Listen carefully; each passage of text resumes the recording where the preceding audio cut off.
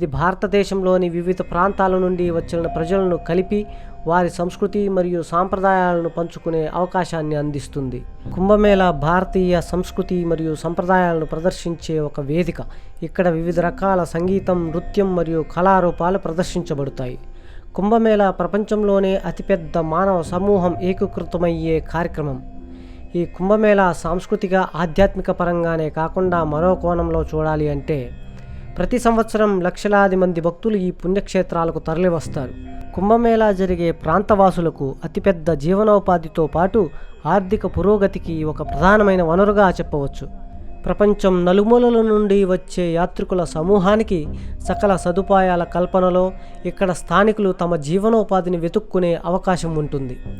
ఒక్క గుడి ఉంటే దాని చుట్టూ ఉన్న ప్రజలు కొందరు దానిపై ఆధారపడి ఎలా జీవిస్తారో, కోట్లాది మంది వచ్చే కుంభమేళా కూడా ఎంతో కొంత ఆ ప్రాంత ఆర్థిక పురోగతిపై ప్రభావం చూపే అవకాశం తప్పకుండా ఉంటుంది.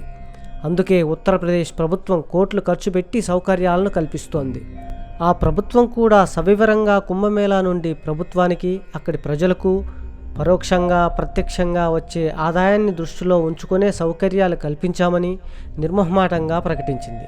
ఏదైతేనేం కుంభమేళా భారతదేశం యొక్క ఆధ్యాత్మికత, సామాజిక వైవిధ్యత మరియు సాంస్కృతిక సంపదలకు ఒక నిలువుటద్దం. కుంభమేళా ఒక దైవాన్వేషణ. కుంభమేళాకు వచ్చే భక్తుల లక్ష్యం మోక్షం. కుంభమేళా తత్వం సనాతన ఆధ్యాత్మిక ధార్మిక వైభవం.